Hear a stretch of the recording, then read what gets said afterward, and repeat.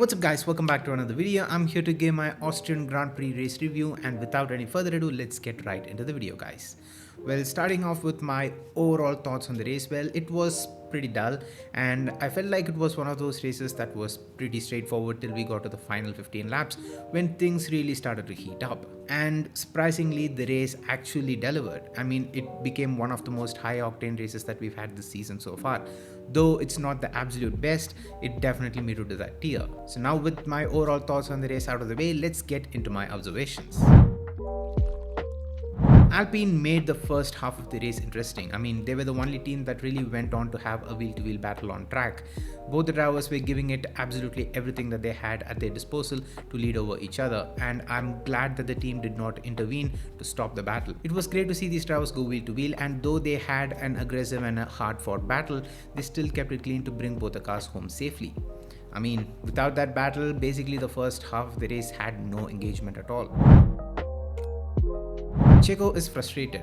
Thankfully, I mean, after the race on the radio, he claimed to his race engineer that he can't believe how slow they were. And when he says that, I hope he meant himself and his side of the garage rather than the team itself, because Max was still fighting for the race win until he decided it would be great to have some orange paint on his RB20 to please the Austrian fans. I mean, he really has to go back to the drawing board to see where things are really going wrong for him. Though he had a side pod damage, I still feel like he should have finished P6. Though he was close to finishing P6, I feel like in reality, he should have been in P6 well clear of P7, not where he was. So clearly there's a lot of pace for him to find in that RB20. Haas' performance has pretty much fallen under the radar with everything that happened between the race leaders towards the tail end of the race. I mean, Haas arguably delivered one of their best race weekends here in Austria. Austria has always been a very happy hunting grounds for the team, and I'm happy to see that the team took full advantage of it with both the cars. They scored 12 points out of this weekend, which could mean absolutely everything towards the tail end of the season in the Constructors' Championship with Alpine's recent pickup in pace. Max Verstappen had a very clean and a tidy race from lap 1 till the delayed pit stop. I mean, that delayed pit stop really closed the gap between Lando and Max and put Lando right in Max's DRS range. So in a lot of ways, we do have to thank the Red Bull pit crew for delivering us an absolute banger of a race.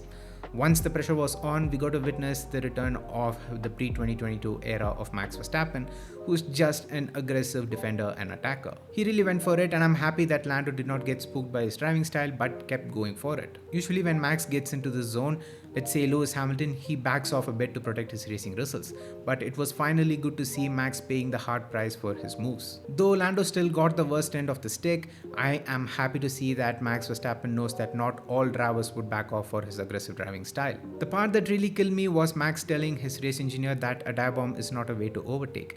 I mean, before Max Verstappen got the fastest car on the grid, all his moves on the race leader have been dive bombs. So the irony of it was just hilarious. This race showed that the aggressive racer is still very much inside Max, and that when pressure builds, this is the kind of driving style that we could expect from him. I think in the first half of the race, Red Bull had the advantage, but in the second half, I think McLaren had the advantage both with the car and with the tires. I feel like even without the slow pit stop, Lando would have closed in on Verstappen with the fresh tires, and it would have been a plutonic battle for the race win in the final 5 laps, like how it has been in the last couple of races. I really think McLaren had the outright pace today to win the race. I mean, especially towards the tail end of the race. And for everyone wondering, I do think it's Max's fault for that incident. He closed the door on Lando, and it was an incident or a collision that he triggered. And I think 10 seconds penalty for taking out a driver who could have very much won the race is a bit of a joke. For me, the best hard wheel-to-wheel races will always be Fernando Alonso and Sebastian Vettel. The on-track heated dynamic between these two is just hard to beat, and the fact that we got to witness it till Vettel's last season is just an absolute blessing. They take it to the very end of the line, but they never cross it, and that's what makes them very special.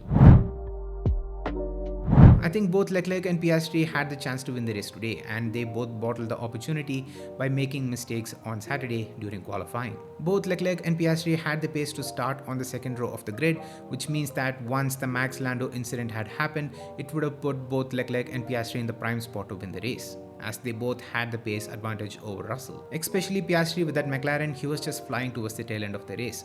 So it's a bit of a hard luck, and looking back at the race in hindsight, I feel like both the drivers would be beating themselves thinking what it could have been if they had had a clean qualifying session. With Lando and Max's incident, the biggest gains have been made by the Mercedes team, who were there to pick up the pieces when the leaders fumbled. This is a huge confidence booster for the Brackley-based outfit who are heading to their driver's home race now. It's also like finishing an unfinished job that was left at Canada. Honestly, what they made is a remarkable recovery, considering there was a point early in the season when we thought even Aston Martin could overtake them in the Constructors' title. Now they've recovered the performance to be there to pick up the pieces when the leaders fumble the win. And the next step forward is obviously to fight for the race win on merit, for which this race win will be a morale booster. So yes guys, these are my thoughts, opinion and quick review of the Austrian Grand Prix race, and I hope you all enjoyed. If you did, make sure to hit the like button and let me know down in the comments on what were your thoughts on the Austrian Grand Prix. Let me know down in the comments. I'm curious to know what to say take on it. With that being said, subscribe to the Master channel if you haven't already, and also hit that bell icon while you're at it so you get notified whenever I upload a brand new video. And until next time, it's me Vinesh from Meister, and I'm out. Love you guys, stay safe, peace.